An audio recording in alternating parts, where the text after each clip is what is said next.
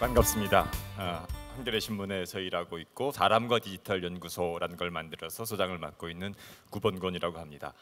앞서 한상기 박사님께서는 IoT 시대, 라이프 로깅 시대에 우리가 어떻게 신기술을 배워서 여러 가지 기회를 얻을 수 있을까에 대해서 말씀을 해주셨습니다. 근데 저는 그것보다 더 중요한 말씀을 드리겠습니다. 어떻게 하면 기계와 우리가 공존해야 되는 시대에 기계한테 일자리를 뺏기지 않고 살아남을 수 있을 것인가? 여러분들이 앞으로 20년 살면, 앞으로 40년을 살면 한 가지 직업을 가지고 아마 살 수 없을 겁니다. 왜냐하면 대부분의 여러분들이 가진 직업은 10년 안에 기계와 알고리즘에 의해서 대체될 것입니다. 여러분들이 지금 알고리즘이 라이프 로깅 시대에 컴퓨터와 인공지능이 여러분들의 자리를 빼앗을 것에 대비해서 도대체 어떤 기능을 나는 가져야지 살아남을 수 있을 것인가에 대해서 오늘 잠시 짧지만 이야기를 나누도록 하겠습니다. 앞서 한 박사님께서 말씀을 해주셨지만 라이프 로깅이라고는 로그라고 하는 건 기록한다라고 하는 거죠. 컴퓨터를 한번 털면은 무서운 게 컴퓨터는 모든 게 다 기록되어 있기 때문에 무서운 겁니다. 디지털 포렌식을 하면은 나는 몰랐지만 내가 컴퓨터를 사용하는 적은 그대로 다 남아있죠. 80년대부터 라이프 로깅이 시작됐지만 라이프 로깅이란 말이 본격화된 것은 마이크로소프트 연구소에서 수석 과학자인 고든 벨이라고 하는 사람이 마이 라이프 비치 프로젝트를 시작하면서부터 더 대중화되게 되었습니다. 2003년 저 마이 라이프 비치 프로젝트를 시작하면서 고든 벨은 자기가 눈으로 보고 귀로 듣는 것을 잊어버리지 않기 위해서 모든 것을 다 기록했습니다. 30초마다 저 카메라는 30초에 한 번씩 촬영을 하고, 그리고 고든 벨이 나누는 모든 대화를 저 보이스 레코더는 다 기록을 했습니다. 그것뿐만이 아니라 자기가 그동안 갖고 있었던 수십만 건의 이메일, 병원 진료 기록 이런 것들을 다 기계에 넣었습니다. 왜? 모든 것을 데이터화해야지 그 다음에 분석이 가능하고, 그리고 그것을 가지고 활용할 수 있기 때문에, 휴먼 에러라고 하는 것들을 막을 수 있기 때문에 기본적으로 기록을 해야 된다라고 하는 데서 출발한 것이 바로 저 라이프 로깅입니다. 이제 쉬워졌습니다. 목에다 걸고 다니지 않아도 됩니다. 이번 달에 3월 달에 애플의 스마트워치, 애플워치가 발표가 됐습니다.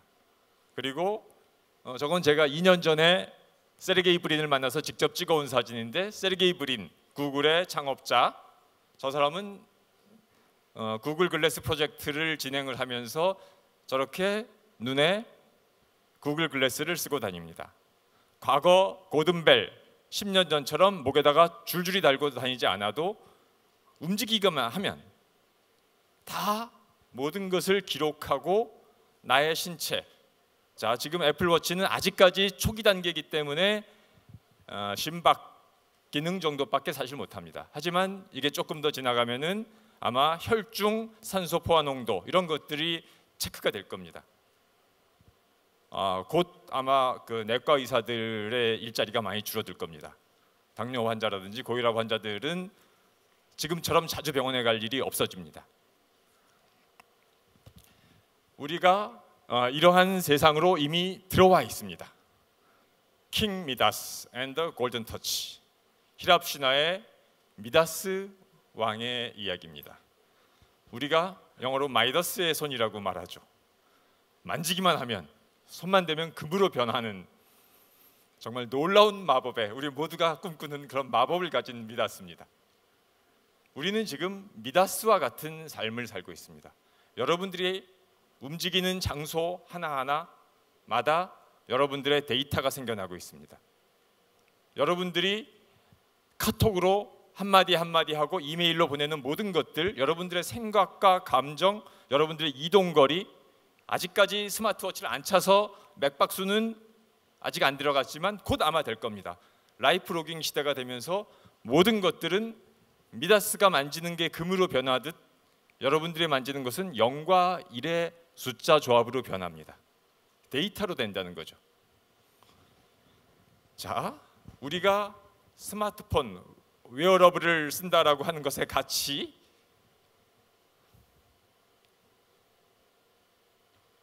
그 이유를 알기 위해서 디지털 리터러시라고 하는 말을 제가 말씀드립니다. 리터러시라고 하는 것은 글을 읽을 줄 아는 능력이죠. 우리는 세종대왕님 덕분에 아주 낮은 문맹률을 갖고 있는 행복한 국민이죠. 하지만 사실상 우리 사회의 대부분은 지금 디지털 리터러시가 없는 사람들입니다. 세상의 질서는 지금 디지털 혁명을 통해서 사실 다 바뀌었습니다. 이 디지털 세상이 어떻게 굴러가는지, 어떤 구조를 갖고 있는지 알지 못한다라고 하면은 우리는 한글은 익힌 초등학교 저학년이지만 한자도 모르고, 그리고 어떻게 아름다운 문장을 써야 하는지도 모르는 초등학교 저학년에 불과합니다. 실질적인 사회 문맹에 해당한다라고 하는 거죠. 우리가 디지털 리터러시라고 하는 디지털 시대에 어떻게 해야지 이 데이터의 구조, 무엇이 어떻게 기록되고 이것이 어떠한 위험성이 있는가라고 하는 것을 알지 못하면은 사실상 하루 종일 스마트폰을 들고 있지만 카톡하고 동영상 보고 뭐 이런 것들이 다 합니다. 이것이 나에게 어떤 위험을 가져올지에 대해서 몰라요. 자, 요새 범죄자들은 얼마나 똑똑합니까? 여러분들은 라이프 로깅을 하면서 여러분들이 여행하는 곳마다 사진을 찍어서 인스타그램에, 페이스북에, 트위터에 올릴지 몰라요. 나 지금 가족과 함께 제주도에 왔어요. 멋있어요. 근데 여러분들이 평소에 남긴 페이스북의 정보나 트위터의 정보는 여러분들의 집 주소가 어디인지, 여러분들이 어느 곳에 살고 어떤 직업을 갖고 있는지 다 이미 노출한 상태입니다. 도둑은 그걸 알아서 그 집을 텁니다. 실시간 위치 정보를 공유하는 것이 얼마만큼 위험한지를 모르는 상태에서 공유를 합니다. 웬만한 도둑은 요새 다 그 정도 알고 그런 집들만 터는 지능적인 도둑들도 출현한 지 이미 오래입니다. 이런 것들이 바로 우리가 왜 디지털 리터러시라고 하는 것을 이야기하고 알아야 되는가에 대해서 그 중요성을 말해줍니다. 자, 디폴트 값, 디폴트라고 하는 게 여러 가지 의미가 있지만은 여기에서 말하는 디폴트는 초기 값입니다. 바꾸기 이전에 우리가 기본적으로 갖고 있는 초기 설정 값, 디폴트 값. 우리의 두뇌는 디폴트가 초기 설정이 어떻게 되어 있느냐? 잊어버리는 겁니다. 아주 특별한 노력을 기울이지 않으면은 잊어버리게 돼 있어요. 그래서 역사는 기억을 위한 투쟁이고 우리가 중요한 것을 후대에 전수시키기 위해서 바로 이렇게 글자를 만들어내고 돌에 새기고 또 인쇄를 했습니다. 비망록을 만들어서 거기에 적는 것 아니면은 그 다음엔 다 잊어버리게 되죠. 망각하게 됩니다. 그래서 우리의 기본적인 인류의 역사 그리고 우리의 인지 구조는 중요한 것을 빼고는 다 잊어버리게 돼 있는 겁니다. 자, 라이프 로깅 시대에는 디폴트 값이 바뀌었습니다. 왜? 우리가 이걸 쓰고 있기 때문에. 스마트폰을 쓰면서 여러분들의 궤적은 GPS로 다 남아 있습니다. 여러분들이 인터넷을 방문한 거 브라우저에 방문한 히스토리 한번 열어보세요. 어딜 갔는지 다 나와 있죠. 부모님들도 요새는 자녀들이 어떤 사이트를 방문하는지 웹 히스토리를 먼저 한번 쫙 본 다음에 아이들과 이야기를 합니다. 그런 것들을 할 줄 아는 사람은 디지털 리터러시가 있는 사람이죠. 우리가 교통카드, 신용카드 같은 걸 쓰죠. 교통카드를 써보시고 교통카드 페이지에 한번 자기 이동 경로가 어떻게 찍혀 있는지 한번 보셨습니까? 매 초 단위로 모든 버스 정류장과 지하철이 다 위치 정보가 정확하게 입력되어 있습니다. 그거를 모른 채 자기가 알리바이를 잘못 둘러대면은 위증과 증거 조작의 혐의로 당장 걸려들 수밖에 없습니다. 요새 TV 뉴스가 생생해졌습니다. 모든 게 기록되고 있기 때문에 블랙박스를 통해서. 자, 우리가 이런 장비를 늘 휴대하고 살고 있기 때문에 바로 디폴트 값이 바뀌고 있습니다. 기존에는 초기 설정 값이 망각이었지만 이제 기본 기록이 돼 있는 겁니다. 기본 기록이 돼 있는데 그 기술적 배경은 네 가지입니다. 우리가 앞서 살펴본 것처럼 누구나 다 이런 휴대용 컴퓨팅 기기와 센서를 가지고 다닙니다. 또 저장 장치, 무어의 법칙에 따르죠. 저장 장치는 컴퓨팅 파워는 18개월마다 2배로 늘어나고 값은 엄청나게 싸집니다. 저장 장치가 옛날에는 1기가 2기가 비쌌지만 지금은 값도 아니죠. 그리고 인터넷과 SNS를 통해서 우리가 공유를 하죠. 여러분들이 나의 PC에서 지웠다라고 해서 지워집니까? 안 지워집니다. 누군가는 갖고 있습니다. 그래서 신상이 털리는 겁니다. 나는 지웠다라고 생각하지만은 내가 어딘가에 나도 모르게 기록을 남긴 것 때문에 내가 무슨 일이 있을 때 신상이 털리는 거고, 한번 그 수많은 사람들이 신상 털기에 나설 경우에 막을 방법이 없습니다. 그리고 자, 이렇게 저장되고 기록되기만 하는 것이 아니라 검색 기술은 10년 전보다 5년 전보다 지금 엄청나게 더 좋아졌습니다. 지워지지 않을 뿐더러 1년 전에는 못 찾아지던 것이 검색 기술이 발달하면서 지금은 다 찾아냅니다. 내년 후년에는 더 검색 기술이 발달해서 더 잘 찾아줄 겁니다. 우리가 한번 만든 데이터, 기록이라고 하는 게 지워질 수 없다라고 하는 것이 바로 이러한 기술적 배경이 있기 때문에 그렇습니다. 우리가 현실에서 이미 만나고 있는 모습들입니다. 연말정산, 우리 해봤지만 연말정산 직장인들 해보신 분들은 아마 해마다 어떻게 달라지는지 그걸 실감하실 겁니다. 과거에는 약간 성근 데이터들이 있었어요. 무슨 기부라든지 뭐 이런 것들이 서류를 제출해야만 되는 것들이 있었는데, 아마 작년부터 올해부터는 모든 기부금까지도 사실 거의 다 전산화돼서 연결이 돼서 넘어옵니다.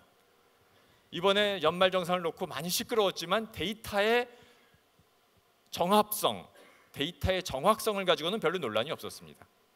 이미 우리가 신용카드와 은행 계좌를 통해서 우리의 데이터를 다 기록을 남기고 있고 그것이 다 연결돼 있기 때문에 그렇죠. 자, 내비게이션도 마찬가지죠. 과거에는 내비게이션이 길 안내였지만 지금은 길 안내에 그치지 않죠.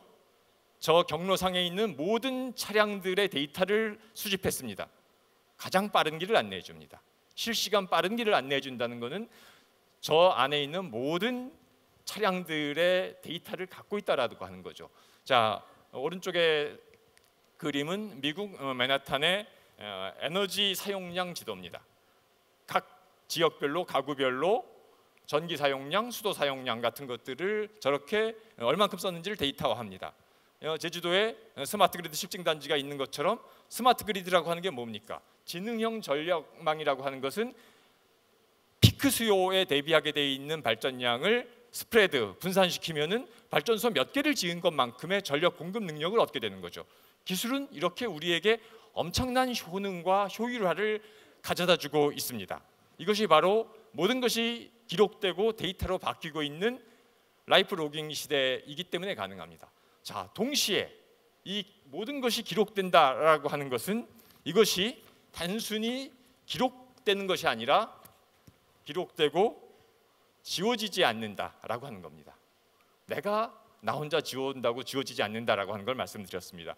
그리고 그것을 내가 만든 데이터지만은 누군가 검색을 할 수 있습니다. 검색되고, 그리고 지능적인 사람들, 페이스북, 구글, 네이버, 데이터 사이언스를 하는 사람들은 우리는 모르지만 거기에서 뭔가를 찾아냅니다. 분석합니다. 레미제라블에 나왔던 휴 잭맨이라고 하는 배우입니다. 이 사람은 누구인가요? 장발장인가요? 마들렌인가요? 두 사람 다이죠. 자, 레미제라블이라고 하는 스토리가 가능한 것은 장발장이 마들렌이었기 때문에 가능했습니다. 장발장이라고 하는 얘기는 뭐 여러분들이 너무나 잘 알고 계시는 적이지만 장발장이 19년에 옥살이를 하고 나와서 신부님의 가마를 받고 새 삶을 살겠다라고 다짐하죠. 그리고 나서 한 것은 무엇입니까? 이름을 바꿔서 새로운 삶을 삽니다. 전과자로서 장발장은 살아남을 수가 없었습니다. 그 사람이 마들렌이라는 이름을 바꾸어서 건실한 기업가가 되고, 그리고 그걸 바탕으로 사람들을 구해내고 지지를 얻어서 시장에 이르죠. 자, 전과자 장발장은 살아남을 수가 없지만 자기의 이름을 바꿔서, 신원을 바꿔서 과거와 단절함으로써, 자신의 과거를 사람들이 기억하지 못하게 함으로써 새로운 삶이 가능해졌다라고 하는 겁니다. 프랑스 혁명 이후에 프랑스 형법은 근대 국가의 형법으로서 기준이 됩니다. 프랑스 형법은 거기에 들어가 있는 조항이 뭐가 있냐면은 형의 소멸과 사면이라고 하는 게 있습니다. 지금도 전과자라고 할지라도 형을 다 살고 나면은 그 형으로 인해서 이중처벌, 과도한 처벌을 받지 말아야 됩니다. 그래서 전과 기록을 삭제해주고 전과 기록을 활용하지 못하게 합니다. 그것이 바로 근대 형법의 정신입니다.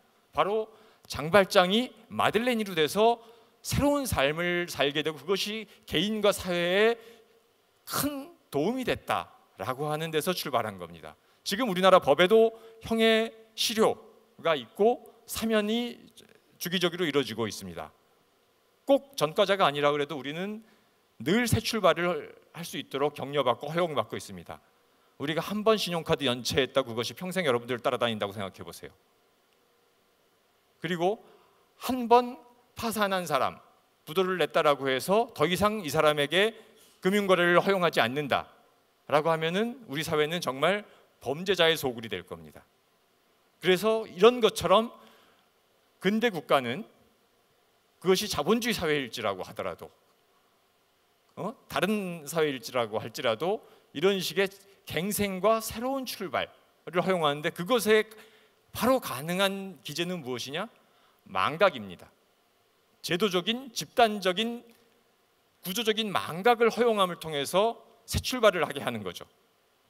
자, 라이프 로깅 시대에 우리가 겪는 새로운 문제, 망각되지 않는다라고 하는 겁니다. 여러분들이 왜 우리가 아이돌 스타의 초등학교 때, 중학교 때의 일기에 광분해야 합니까? 그건 사실 공적인 의미가 없고 우리가 기록하고 기억해야 될 가치가 없는 데이터죠. 하지만 그것이 지워지지 않고 살아남아 있고 어딘가에서 우리에게 검색되기 때문에 그런 일들이 생겨납니다. 라이프 로깅, 이걸 달리 말하면은 우리는 데이터를 만들고 있습니다. 데카르트가 근대 철학을 나는 생각한다, 고로 존재한다라고 기틀을 만들었다라고 하면 지금 디지털 시대의 여러분들은 다 데이터입니다. 데이터가 아니면 여러분들은 이용할 수가 없습니다. 로그인할 수가 없어요. 아무데도. 여러분들이 데이터가 되어서 또 데이터를 생산해 줘야지만 여러분들은 여러분들의 친구를 연결할 수 있고 포털과 이메일의 서비스를 이용할 수 있습니다. 나는 데이터다, 고로 존재한다 라고 하는 게 사실은 우리가 라이프 로깅 시대에 알아야 될 겁니다. 이것을 알고 있으면 기업을 하고 비즈니스를 하는 사람들은 엄청난 새로운 기회를 얻을 수 있을 것이며 또한 디지털 리터러시를 갖추고 위험을 피해가면서 라이프 로깅 시대에 여러 가지 편익을 누릴 수 있을 것입니다. 자, 왜 이 나는 데이터다, 고로 존재한다라고 하는 표현으로 제가 말을 하냐면은 이것이 바로 지금 우리가 알아야 될 가장 중요한 이야기입니다. 데이터로 되면은 0과 1로 된다라고 하는 거죠. 기계가 인식하는 문법으로 바뀌는 겁니다. 우리가 일기장에 아무리 길게 써도 조선 왕조실록을 아무리 길게 써도 뭐 그것이 0과 1로 변환돼 있지 않으면은 알고리즘이 기계가 처리할 수가 없습니다. 하지만 지금 여러분들이 만들어내는 데이터들은 모두 다 디지털 형태의 데이터입니다. 컴퓨터가 인식해가지고 패턴을 찾아내고 그 패턴을 이용해서 어떻게 효율화하는 새로운 수식을 만들어낼 것인가 라고 하는 것이 바로 알고리즘이 되는 건데, 그 알고리즘이 만들어지면은 바로 길 안내만 하는 것이 아니라 가장 빠른 길을 안내해주고 경로상에 있는 최저가 주유소를 알려줍니다. 그리고 그렇다면은 더 이상 알고리즘과 우리가 경쟁해야 되는 직무들이 있습니다. 세무사, 회계사, 연말정산이 저렇게 기계를 통해서 국세청 간소화 사이트에서 이루어지는데 과거와 비교할 수 없이 업무가 단순화됩니다. 1차 산업혁명, 18세기 산업혁명이 육체 노동자의 노동을 엔진들이, 증기기관이 대체했다라고 하면은 정보화 혁명은 여러분들의 지식 노동을 알고리즘으로 대체합니다. 여러분들이 만들어내는 거의 모든 것들이 다 기계가 더 잘 알 수 있는 데이터 형태로 바뀌기 때문에 그렇습니다. 자, 그러면은 기술의 속성에 대해서 말씀을 드리겠습니다. 자, 모든 것이 기록되는 라이프 로깅 시대에는 과연 모든 것이 기록될까요? 기록되지 않는 영역, 기록되는 영역을 우리가 찾아야 합니다. 사실 기술이 급격하게 발전하고 있기 때문에 어디까지가 경계일지 알 수 없어요. 앞에 한상기 박사님께서 말씀하신 것처럼 이미 감정도 기록되기 시작했습니다. 감정이 기록되는 형태는 어떤 식으로? 소셜 네트워크가 가장 좋은 도구입니다. 소셜 네트워크에 나의 감정이 어떤지 여러분들 계속 표시하게 돼 있죠. 그리고 누구한테 좋아요를 많이 받는지, 누구와 어떤 관계가 되는지를 소셜 네트워크라는 걸 통해서 기계가, 피가 흐르지 않는 기계가 사람의 만남의 방식, 관계의 방식을 점점 배워가고 있습니다. 학습하고 있습니다. 작년에 페이스북이 아주 자랑스럽게 미국 학술지에, 저명한 학술지에 공개한 자료가 있습니다. 페이스북의 70만 이용자들에게 조작된 포스팅을 보냈다가 그것에 대해서 사람들의 감정이 어떻게 달라지는지, 즉 긍정적인 포스팅을 본 사람들이 포스팅은 긍정적으로 바뀌는지 부정적으로 바뀌는지, 부정적인 포스팅에 많이 노출된 사람들의 포스팅은 어떤 영향을 받게 되는지, 페이스북은 자랑스럽게 우리 데이터 사이언스가 이런 걸 하고 있다라고 공개했지만 곧바로 역풍에 시달렸습니다. 부닥쳤습니다. 감정 조작 실험이라고 하는 것. 처음엔 자신들이 그것의 여파를 모르고 아주 훌륭한 새로운 알고리즘을 만들기 위해서 우리가 노력하고 있다라고 공개했지만 사람들은 그렇게 반응하지 않았습니다.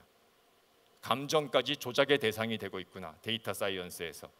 바로 우리가 그런 세상을 살아가고 있습니다. 모든 사람들이 페이스북을 하고 트위터를 하는데 선거날 투표하러 가지 말게끔 하는 조작된 포스팅을 회사가 쭉 올릴 수가 있습니다. 그 반대 경우도 가능하죠. 얼마든지 데이터의 구조를 이해하는 사람들에 의해서 조작이 가능한, 그리고 그런 알고리즘이 왜 위험하냐? 알고리즘을 누가 검증합니까? 검증할 사람이 없습니다. 알고리즘은 그 기업 고유의 영업 비밀이기 때문에 그렇습니다. 우리는 엄청난 데이터를 만들어서 제공하지만 그것을 검증할 수 있는 능력도 없고 접근권도 없습니다. 자, 구글 글래스도 사실은 앞서 안 박사님께서도 말씀하셨지만 대표적으로 그런 경우에 해당합니다. 구글 글래스 망했습니다. 실질적으로 망했습니다. 왜 망했느냐? 그것이 값이 비싸서도 아니고 기술이 부족해서도 아닙니다. 저도 이제 구글 글래스를 쓰고 몇 가지를 해봤습니다만은 아주 훌륭한 인공지능 기술입니다. 여러 가지 VR 현상을 체험해 볼 수 있고, 하지만 그것이 실패한 것은 공학자 위주의, 기술 위주의 생각이었기 때문에 그렇습니다. 공학과 기술은 무엇을 추구합니까? 더 강력한, 더 빠른, 더 많은 기능을 더 싸게 제공해야 합니다. 거기에서 덜어내야 된다라고 생각하지 않죠. 자, 사람들이 거기에 구글 글래스에 부정적으로 반응한 이유는 다름이 아닙니다. 자, 여러분들이 카페에 친구들과 즐겁게 혹은 조금 자유롭게 놀고 있는데 한 구석에 누군가 구글 글래스를 쓰고 있습니다. 그 카페 그 다음 날부터 아마 장사 안 될 겁니다. 구글 글래스를 수술실의 의사가 쓴 다음에 그 상황에서 환자의 여러 가지 데이터를 함께 보면서 수술을 한다라면 유용하겠지만 그것을 구글 글래스는 대중에 시판을 했습니다. 그것을 쓴 사람이 카페 한 구석에 있다라고 해보세요. 아까 라이프로깅의 첫 80년대 캐나다 사이언티스트 얘기가 나왔지만 구글 글래스를 쓴 사람은 그 사람을 사이보그로 만들어줍니다. 강력한 사람으로 만들어주죠. 나머지는 다 발가벗긴 사람으로 만들어 버리는 겁니다. 기술은 사실은 점점 더 강력한 기술, 더 파워풀한 것을, 더 다양한 것을 추구하기 때문에 그런 쪽으로 갈 수밖에 없습니다. 하지만 그것이 실제로 우리 소비자들에게 사회에 받아들여질까 하는 것은 또 다른 문제입니다. 그리고 사실은 아직은 이제 초입입니다만은 기술에 대한 이해가 깊어질수록 우리는 기술에 대해서 더 많은 것을 요구하게 될 것입니다.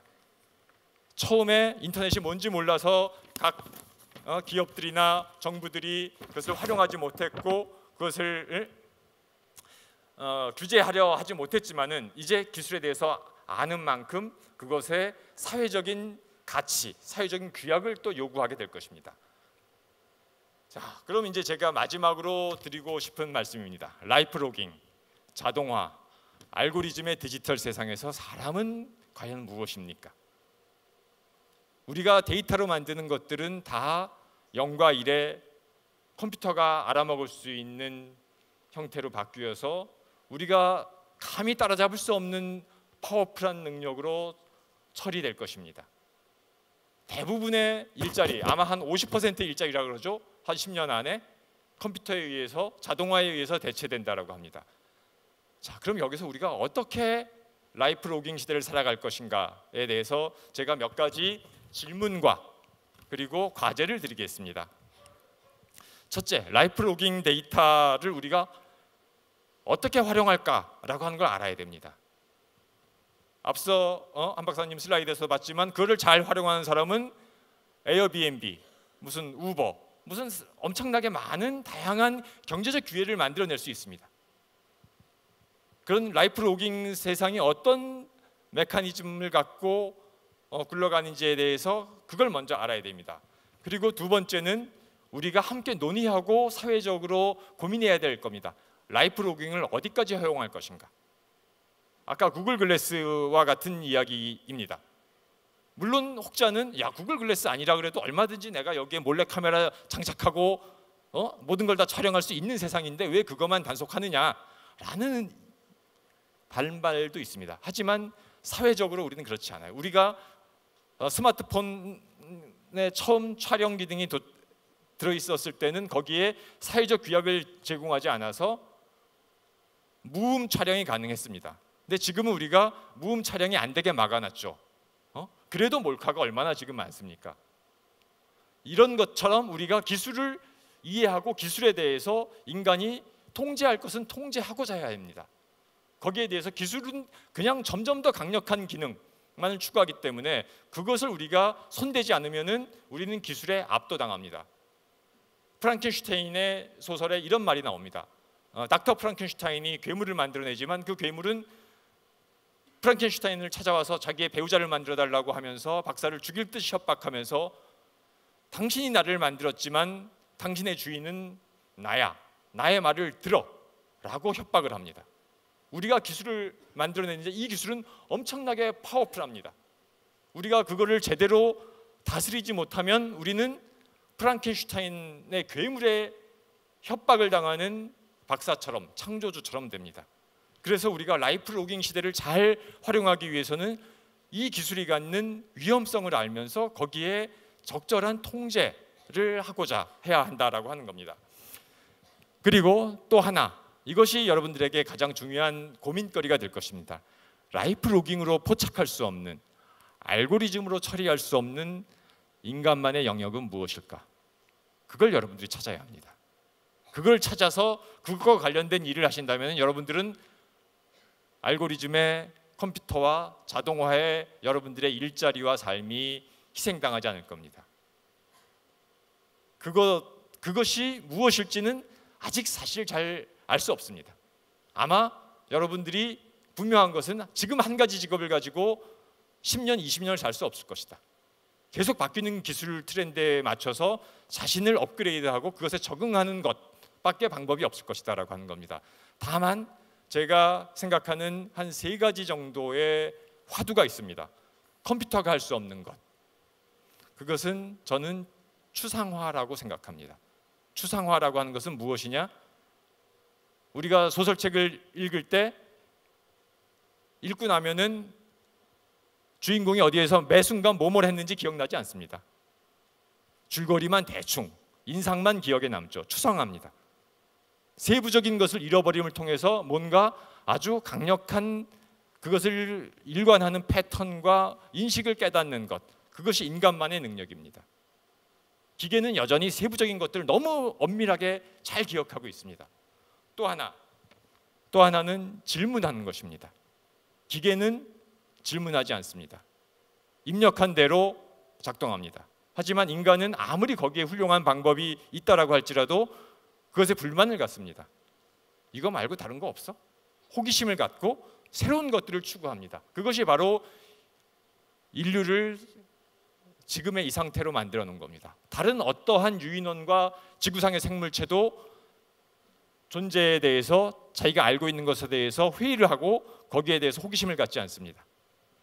또 하나, 3번째 마지막으로 이것은 공감하기입니다. 인간만이 갖고 있는 감정적인 능력은 아무리 AI와 허와 같은 인공지능이 나타날지라고 할지라도 그 감정을 가져갈 수는 없을 것입니다. 이 3가지를 여러분들이 인공지능의 시대에 갈고 닦으시면 아마 안전한 삶을 누리실 수 있으리라 생각합니다. 고맙습니다.